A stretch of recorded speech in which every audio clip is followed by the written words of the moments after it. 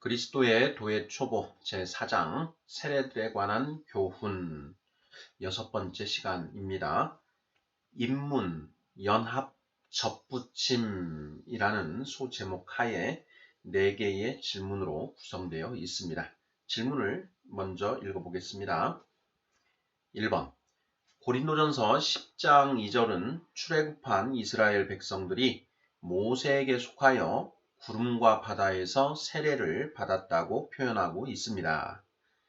아울러 성경은 세례 요한에게 속하는 세례와 예수님에게 속하는 세례를 구별하고 있습니다.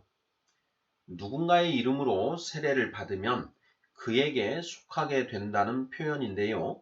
속하게 된다는 것이 무슨 의미일까요? 2번 그의 가르침을 받아들이고 그의 제자로 입문한다는 의미가 아닌가 싶은데요. 정말 그런 의미일까요? 3번 로마서 6장 3에서 5절은 세례를 통하여 예수 그리스도의 죽음과 부활에 연합한다고 합니다.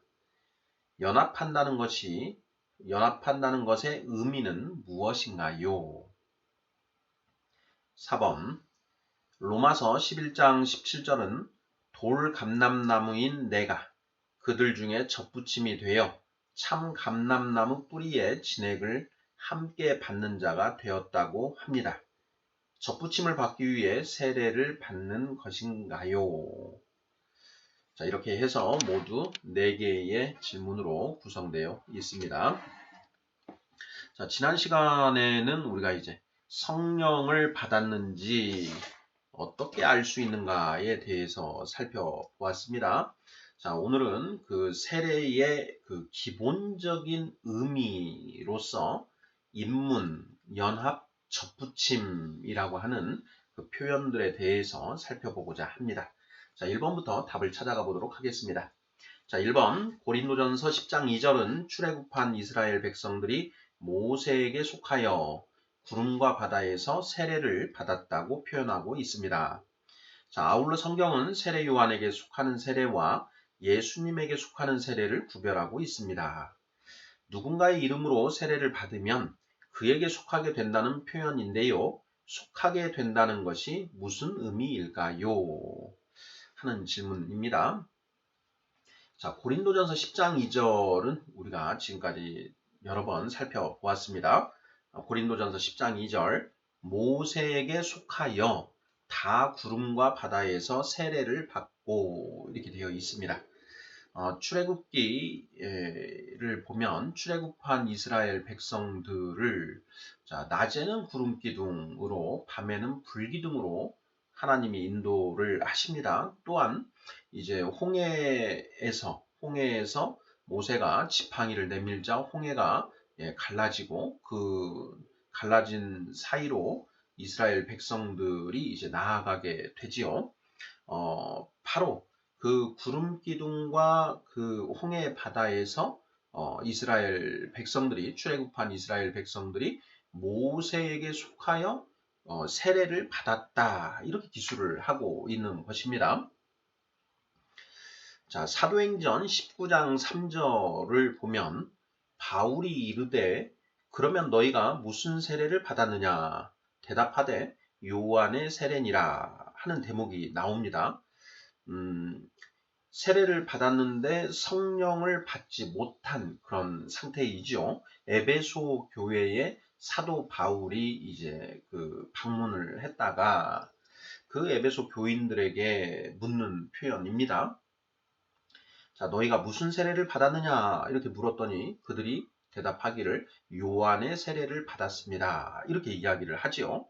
자, 요한의 세례를 받았다. 요한의 세례. 요한에게 속하는 그런 세례. 이런 뉘앙스가 숨겨져 있습니다. 자, 로마서 6장 3절을 보면은요.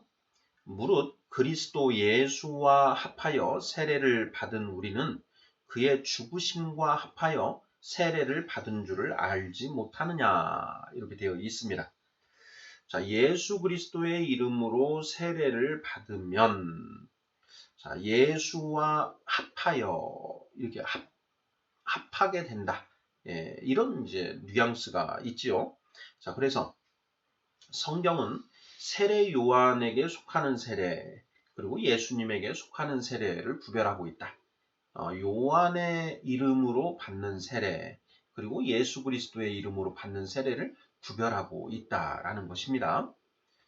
자, 이렇게, 자, 이러한 그 표현들에 의해서 살펴보면, 그 누군가의 이름으로 세례를 받으면 그에게 속하게 된다라는 그런 표현인 것 같은데, 자, 여기에서 속하게 된다는 것이 무슨 의미인가 하는 그런 질문입니다. 자, 우리 성도님들께서는 속하게 된다라는 것이 무슨 의미라고 묵상하고 계시는지요? 자, 2번 질문 넘어가 보겠습니다. 자, 2번. 그의 가르침을 받아들이고 그의 제자로 입문한다는 의미가 아닌가 싶은데요. 정말 그런 의미일까요? 저는 이제 이 속하게 된다라는 그 표현이 입문의 의미가 있는 것 아니겠는가 하는 그런 생각이 들었습니다. 어, 모세에게 속하여 구름과 바다에서 세례를 받았다라는 것이죠. 자, 그러면 그 출애굽한 이스라엘 백성들은 그 모세의 그 가르침에 따라서 살게 된다, 살겠다라는 어떤 그것을 이 세례를 통해서 그런 의미를 받게 된 것이다. 라고 고린도전서 10장 2절이 선포하고 있는 것 아닌가 이런 생각이 들고요. 자, 세례 요한이 와서 회개하라 천국이 가까이 왔느니라 이렇게 선포하면서 그 유대인들에게 세례를 베풉니다. 자, 그 세례를 죄 사함을 받게 하는 회개의 세례다 이렇게 이제 성경은 표현하고 있고 또 줄여서 그냥 회개의 세례다 이렇게 표현하고 있다라는 걸 우리가 이미 살펴보았는데요. 세례 요한의 세례 그 자체에는 죄 사함의 효력은 없다. 왜냐하면 죄 사함은 예수님의 십자가 보혈의 공로로 이루어지는 것이기 때문에 예수님의 십자가 죽음 전에 이루어진 이 세례 요한의 세례에 죄사함의 효력은 없다라는 것. 그리고 그러면 그 세례 요한의 세례에는 무슨 의미가 있는가? 자, 회개하는 것.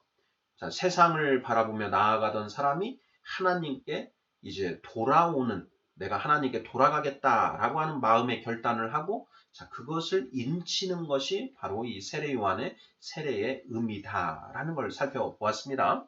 자, 아울러서 세례 요한의 세례에는 요한복음 1장에서 보는 것처럼 예수님이 그리스도이심을 유대 사회에 이스라엘에 드러내는 그런 의미가 있다. 이렇게 두 가지 의미가 있다라는 것을 이제 우리가 살펴보았습니다.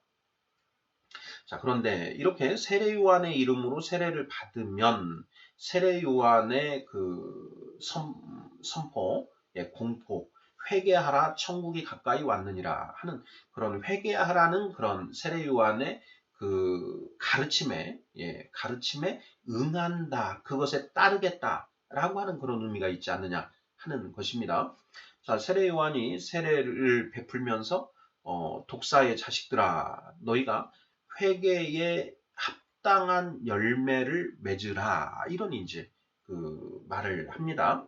그 말을 듣고 이제 그 군인들도 어떻게 해야 되는지, 세리들도 어떻게 해야 되는지를 묻지요. 자, 그것에 대해서 이제 세례 요한이 이렇게 해야 한다라고 이제 가르침을 펴니다. 그것에 이제 동의하는 자들이 이제 세례 요한의 세례를 받은 것이다. 자, 그렇다면 세례 요한의 가르침에 동의하고 그 가르침대로 살겠다라는 그런 의미가 그 세례에 있는 것 아니겠는가 이렇게 우리가 볼 수 있다라는 것이죠. 자, 그리고 예수 그리스도의 이름으로 세례를 받는다라는 것은 예수님의 제자가 되겠다라고 하는 그런 그 입문의 표현이 숨어 있지 않겠는가 하는 그런 질문입니다. 자, 이와 관련해서 요한복음 4장 1절을 한번 읽어보도록 하겠습니다. 자, 예수께서 제자를 삼고 세례를 베푸시는 것이 요한보다 많다 하는 말을 바리새인들이 들은 줄을 주께서 아신지라 이렇게 되어 있습니다. 자, 여기에 보면 예수께서 제자를 삼고 세례를 베푸신다. 그런데 그것이 요한보다 많다 이렇게 되어 있습니다. 자, 요한이 세례를 베푼다. 요한의 세례를 받는다라는 것은 자, 요한의 제자로 삼는다라는 이제 그런 의미가 숨겨져 있는 것이죠.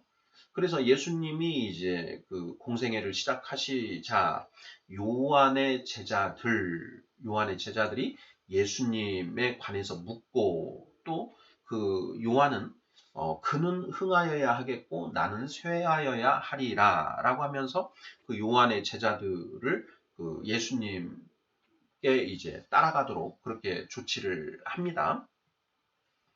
자, 이러한 그 표현에서 볼 때 그 세례에 입문의 의미가 있다라는 것을 성경 본문이 뒷받침하고 있는 것이죠. 자, 예수께서 제자를 삼고 세례를 베푸신다. 자, 요한보다 많다. 요한도 제자를 삼고 세례를 베풀었는데 그 요한의 세례를 받는 자들보다 이 예수님의 이름으로 세례를 받는 자들이 더 많다. 자, 우리 성경 본문에는요. 예수님이 직접 세례를 베푸신 것이 아니요 그 제자들이 세례를 베푸신 것이라 라는 것을 이제 부기하고 있는데요. 자, 어찌되었건 그 예수님의 이름으로 세례를 받는다라는 것은 예수님의 제자가 되겠다라고 결단하고 입문하는 그런 의미가 있다라는 것이죠. 마치 불가에서 스님들이 머리를 깎고 입문하는 것과 같은 그런 의미가 있다라는 것이죠. 3번 문제 보겠습니다. 자, 로마서 6장 3절에서 5절은 세례를 통하여 예수 그리스도의 죽음과 부활에 연합한다고 합니다. 연합한다는 것의 의미는 무엇인가요? 자, 로마서 6장 3절부터 5절을 읽어보도록 하겠습니다. 로마서 6장 3절부터 5절. 3절 무릇 그리스도 예수와 합하여 세례를 받은 우리는 그의 죽으심과 합하여 세례를 받은 줄을 알지 못하느냐. 4절 그러므로 우리가 그의 죽으심과 합하여 세례를 받음으로 그와 함께 장사되었나니 이는 아버지의 영광으로 말미암아 그리스도를 죽은 자 가운데서 살리심과 같이 우리로 또한 새 생명 가운데서 행하게 하려 함이라. 5절 만일 우리가 그의 죽으심과 같은 모양으로 연합한 자가 되었으면 또한 그의 부활과 같은 모양으로 연합한 자도 되리라. 네, 아멘. 자, 이렇게 되어 있습니다. 자, 우리가 예수 그리스도의 이름으로 세례를 받는 것은 예수님이 십자가에 죽으셨다가 다시 살아나신 것과 연합하는 것이다. 그래서 그 세례를 통해서 우리가 죽었다가 살아나는 예수님의 죽음과 연합하는 것이요 예수님의 부활과 연합하는 것이다. 이렇게 지금 선포를 하고 있는 것입니다. 자, 이렇게 예수님의 죽음과 부활에 연합한다는 것이 도대체 무슨 의미인가 하는 그런 질문입니다. 자, 우리 성도님들께서는 자, 이 질문에 어떻게 답을 하시겠는지요? 자, 예수 그리스도의 죽음과 부활에 연합하는 것이다. 자, 이 의미, 자, 로마서 6장 3절에서 5절은 이제 바울 선생이 기록을 한 것인데요. 자, 그 의미를 또 이제 그 다른 그 서신서에서도 풀어주고 있습니다. 그 대목을 찾아서 답을 하면 될 것 같은데요. 자, 대표적인 구절로 우리가 어떤 구절을 찾을 수 있을까요? 우리 성도님들 생각나는 구절은 어떤 것인가요? 예수 그리스도의 죽음과 부활에 연합하는 것. 이것이 어떤 의미인가? 우리 성도님들께서 많이 암송하고 있는 그 구절, 갈라디아서 2장 20절과 이제 연관되지 않을까 싶은데요. 자, 갈라디아서 2장 20절 읽어보겠습니다. 자, 내가 그리스도와 함께 십자가에 못 박혔나니 그런즉 이제는 내가 사는 것이 아니요 내 안에 오직 내 안에 그리스도께서 사시는 것이라. 이제 내가 육체 가운데 사는 것은 나를 사랑하사 나를 위하여 자기 자신을 버리신 하나님의 아들을 믿는 믿음 안에서 사는 것이라. 이렇게 되어 있습니다. 자, 바로 이 말씀이 예수 그리스도의 죽음과 부활에 연합하는 것이다 라는 것의 의미를 가장 잘 표현한 것이 아닌가 싶습니다. 자, 다시 한번 보겠습니다. 자, 내가 그리스도와 함께 십자가에 못 박혔나니 그런즉 이제는 내가 사는 것이 아니요 오직 내 안에 그리스도께서 사시는 것이라. 이제 내가 육체 가운데 사는 것은 나를 사랑하사 나를 위하여 자기 자신을 버리신 하나님의 아들을 믿는 믿음 안에서 사는 것이라. 이렇게 되어 있습니다. 자, 이것이 예수님의 죽음과 부활에 연합하는 것이다. 이렇게 되어 있습니다. 자, 여기에서 이제 하나를 더 우리가 좀 짚고 넘어갔으면 좋겠는데요. 자, 예수님이 죽고 부활하셨다. 이게 이제 도대체 무슨 의미인가 하는 것입니다. 일단 이제 그 문자적인 의미로는 자, 예수님의 그 육신의 죽음과 그리고 그 육신의 부활을 의미하지요. 여기에서 부활은 육신의 부활이라는 걸 우리가 명심할 필요가 있습니다. 예수님의 영혼은 결코 죽지 않았습니다. 우리도 또한 마찬가지죠. 우리가 죽는다고 해서 육신이 죽는다고 해서 영혼까지 죽는 건 아니고 영혼과 육신이 분리돼서 영혼은 그 영혼을 주신 하나님께로 돌아가고 이 육신은 이 흙으로 돌아가는 것. 이것이 바로 이제 그 죽음 아니겠습니까? 마찬가지로 그 영혼은 절대 죽는 게 아니다라는 것. 이것을 우리가 생각을 해야 되고 예수님이 부활하셨다라는 것은 바로 그 육신, 예수님의 육신이 그 영광스러운 몸으로 다시 살아났다라는 의미죠. 그래서 고린도전서 15장 부활장에 가면 예수님이 그 부활의 첫 열매가 되셨다. 이렇게 쓰고 있습니다. 자, 예수님 전에도 성경에 부활, 죽었다가 살아난 그런 그 경우가 이렇게 기록이 되어 있는데 그때 죽었다가 살아난 그것은 그 육신의 부활의 첫 열매라고 하질 않습니다. 그 이유가 무엇인가요? 자, 그 이유는 그 영화로운 몸으로 살아나는 것, 이것을 부활이라고 하기 때문이다. 그런 것이죠. 그래서 고린도전서 15장 부활장에는 예수님이 그 부활의 영화로운 부활의 첫 열매이고 그리고 예수님 그 재림하실 때 첫째 부활 그리고 최후의 심판 때 둘째 부활이 있을 것이다. 라고 이렇게 이제 쓰고 있는 것이지요. 그래서 이 부활은 예수님의 부활은 그 육신이 영광스러운 몸으로 다시 살아나는 것을 의미한다. 이걸 이제 우리가 영화라고 이렇게 표현을 할 수 있는 것이죠.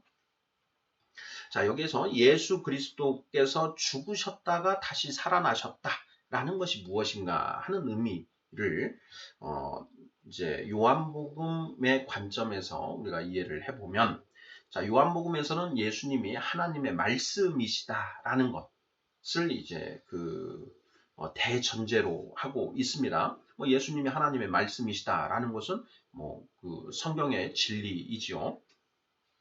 자, 그 하나님의 말씀이 십자가에 못 박혀졌지만 그 말씀은 사라지지 않고 다시 그 영광스러운 모습으로 찬란하게 그 되살아나서 이 세상을 섭리하신다라는 그런 의미가 그 표현에 숨어 있다라는 것이죠.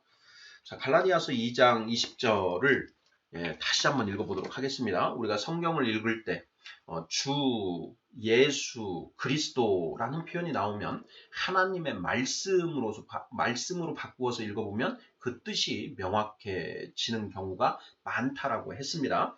자, 갈라디아서 2장 20절을 그렇게 한번 바꾸어서 한번 읽어보겠습니다. 자, 내가 그리스도와 함께 십자가에 못 박혔나니 그런즉 이제는 내가 사는 것이 아니요 오직 내 안에 그리스도께서 사시는 것이라. 오직 내 안에 하나님의 말씀이 사시는 것이라.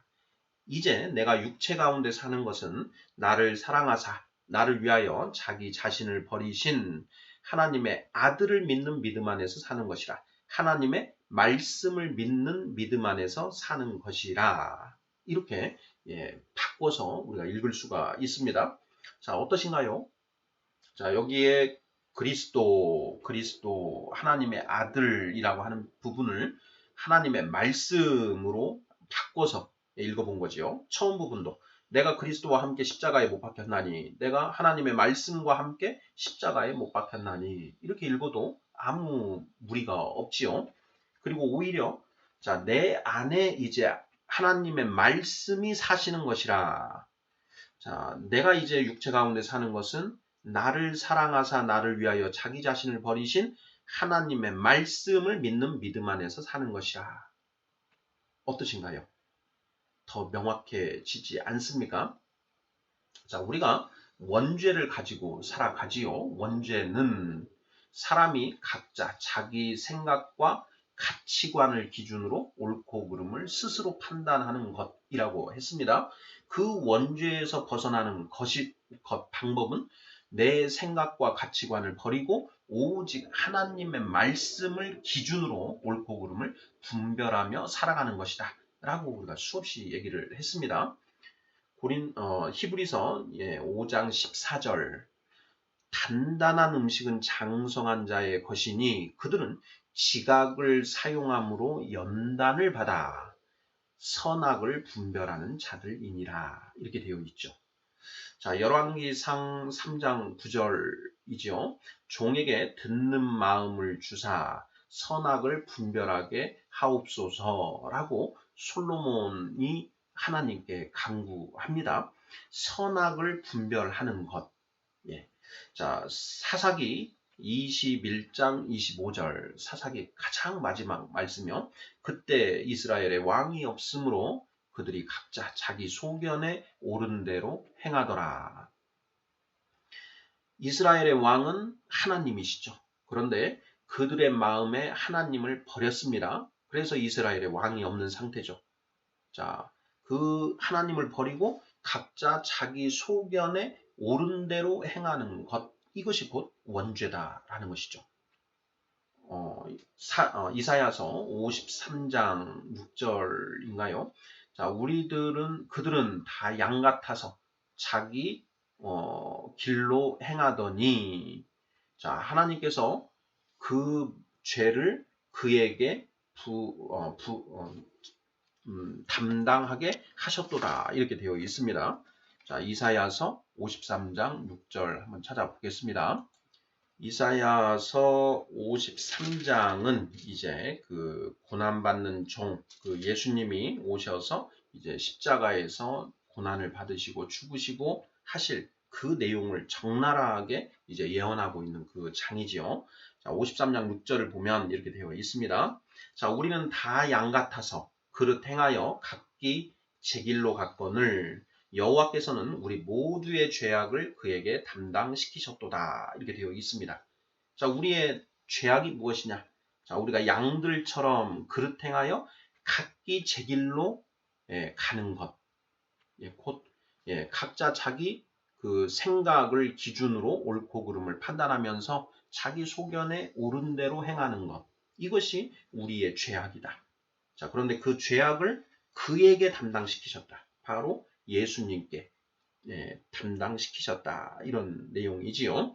바로 위에 5절을 보면 그가 찔림은 우리의 허물 때문이요. 그가 상함은 우리의 죄악 때문이라. 그가 징계를 받음으로 우리는 평화를 누리고 그가 채찍에 맞음으로 우리는 나음을 받았도다. 이렇게 되어 있습니다. 자, 결국 우리의 그 원죄 때문에 예수님이 이제 십자가에서 죽으신 것인데요. 바로 그 예수님의 죽음과 부활에 우리가 연합했다는 것이 무엇이냐 하면, 자, 우리가 나의 소견대로 사는 그런 나를 십자가에 못 박아 죽이고 내 안에 하나님의 말씀을 이제 기준으로 살아가겠다.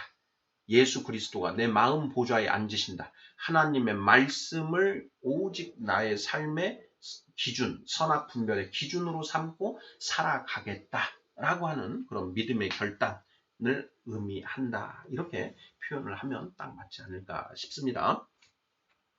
자, 이와 관련해서 베드로전서 3장 21절 말씀을 한번 보겠습니다.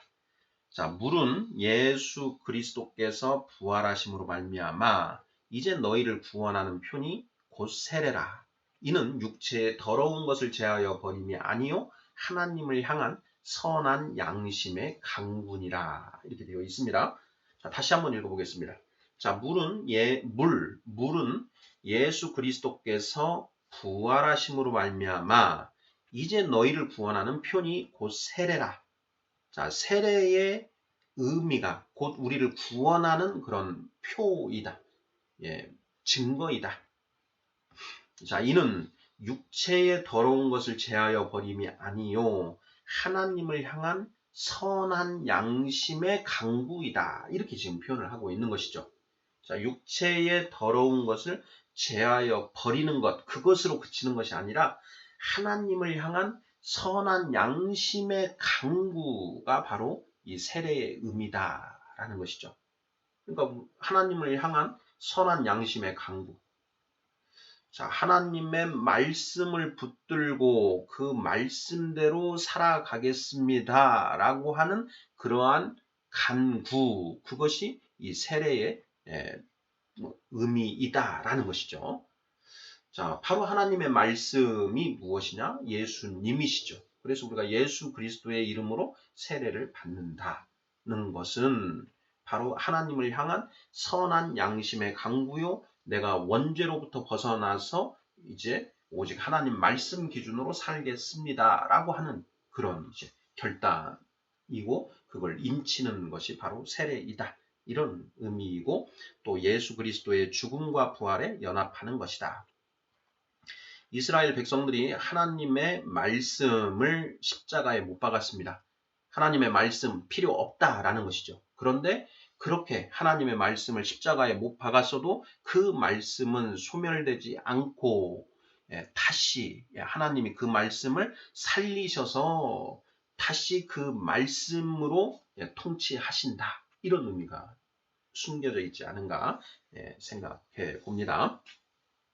자, 4번 문제 넘어가도록 하겠습니다. 자, 로마서 11장 17절은 돌 감람나무인 네가 그들 중에 접붙임이 되어 참 감람나무 뿌리의 진액을 함께 받는 자가 되었다고 합니다. 접붙임을 받기 위해 세례를 받는 것일까요? 하는 질문입니다. 자, 어떤가요? 자, 접붙임을 받기 위해 세례를 받는 것이 다 아니다. 저는 같은 의미가 있다라고 생각합니다. 자, 로마서 11장 17절 또한 가지 얼마가 꺾이었는데 돌 감람나무인 네가 그들 중에 첫부침이 되어 참 감람나무 뿌리의 진액을 함께 받는 자가 되었은즉 이렇게 되어 있습니다. 로마서 9장, 10장, 11장 이것은 이제 유대인과 이방인의 구원에 관한 하나님의 그 신묘한 비밀이지요. 자, 로마서 9장, 10장, 11장. 로마서 8장 전까지는 이제 그 가주고 세대, 율법 세대, 성령 세대를 대비해서 계속 반복해서 이제 우리가 받은 이 생명의 성령의 법이 얼마나 좋은 것인지에 대해서 논증을 하고 있고요. 자, 그렇게 논증이 끝나고 이제 9장, 10장, 11장에서 이제 그 사도 바울 선생이 그 하나님의 그 신비에 대해서 언급을 하고 있습니다. 하나님의 신비라는 게 무엇이냐? 자, 분명 하나님이 아브라함의 자손인 그 이스라엘에 먼저 그 구원의 은총을 베풀어 주셨습니다. 자, 그런데 그 이스라엘이 하나님의 아들 예수 그리스도를 알아보지 못하고 십자가에 못 박아 죽이는 그런 폐역을 행하였죠. 자, 그러면 그로 인해서 그러한 폐역으로 인해서 하나님의 구원의 은총이 이제 그 유대인들을 떠나서 이방인들을 향하게 되었는데, 자, 그러면 이제 유대인들은 완전히 버림받은 것이냐, 이스라엘은 완전히 버림받은 것이냐, 그렇지 않다라는 걸 이제 사도 바울이 논증을 합니다. 자, 이방인을 향했던 하나님의 구원의 은총이 이방인의 충만한 수가 하나님이 예정하신 그런 수가 차게 되면 다시 그 구원의 은총이 이스라엘을 향하게 된다라는 것을 이제 그 논증하고 있는 것이죠. 자, 로마서 12장 25절이 핵심 구절입니다. 형제들아, 로마서 11장 25절. 형제들아, 너희가 스스로 지혜 있다 하면서 이 신비를 너희가 모르기를 내가 원하지 아니하노니. 자, 이 신비는 이방인의 충만한 수가 들어오기까지 이스라엘의 덜어는 우둔하게 된 것이라. 26절. 그리하여 온 이스라엘이 구원을 받으리라. 여기까지요. 이것이 바로 신비라는 거죠.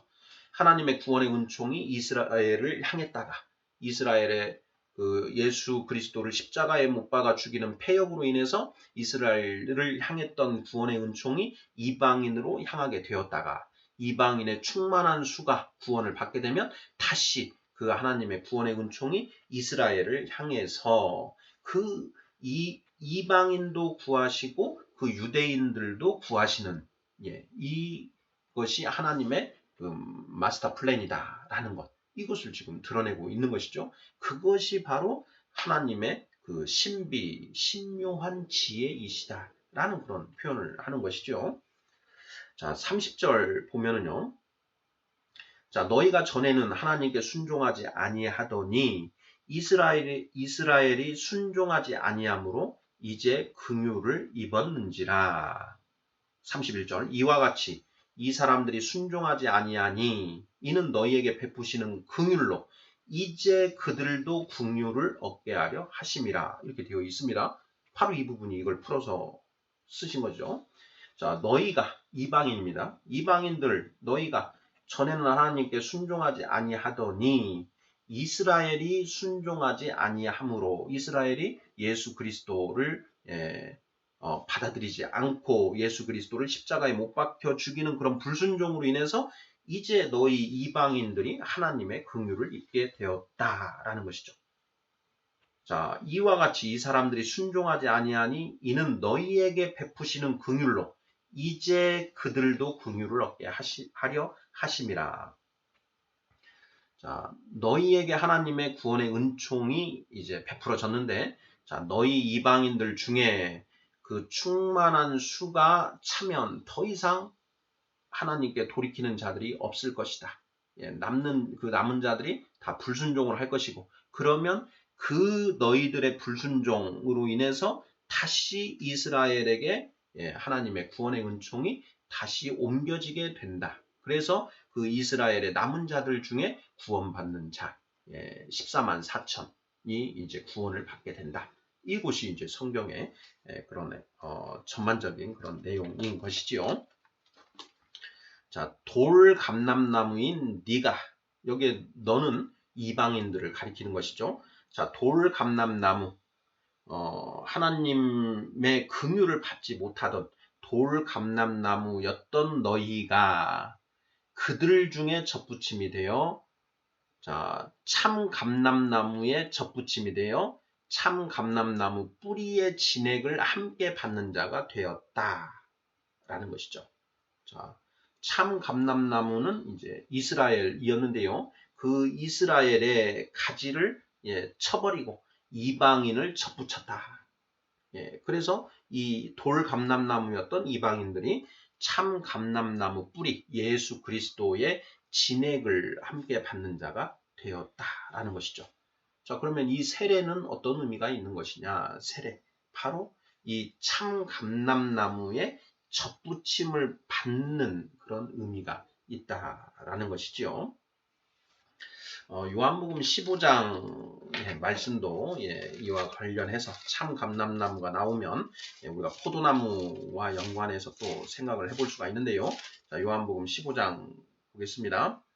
자, 나는 참 포도나무요 내 아버지는 농부라. 무릇 내게 붙어 있어 열매를 맺지 아니하는 가지는 아버지께서 그것을 제거해 버리시고 무릇 열매를 맺는 가지는 더 열매를 맺게 하려 그것을 깨끗하게 하시느니라. 이렇게 되어 있습니다. 여기에 내게 붙어 있어. 나는 예수 그리스도이시고, 자, 거기에 붙어 있는, 바로 붙는 것. 예, 이것이 세례에 의해서 이루어진다라는 것. 예. 세례에는 입문의 의미가 있다.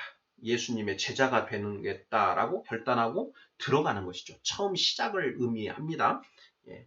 그래서 이 세례에는 접붙임, 입문, 연합 이런 의미들이 있다라는 걸 우리가 살펴보았습니다.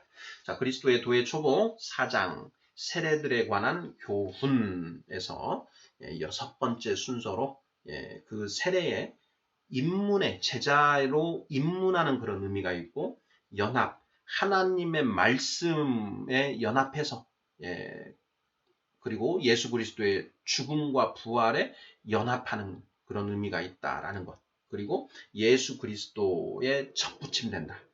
예수 그리스도는 교회의 머리이시고, 자, 교회는 이제 예수 그리스도의 몸인데요. 그러니까 우리가 그 예수 그리스도의 몸된 교회에 접붙임을 받게 된다라는 그런 의미, 이렇게 묵상을 해 들어가면 거의 틀림없지 않을까 싶습니다. 아멘.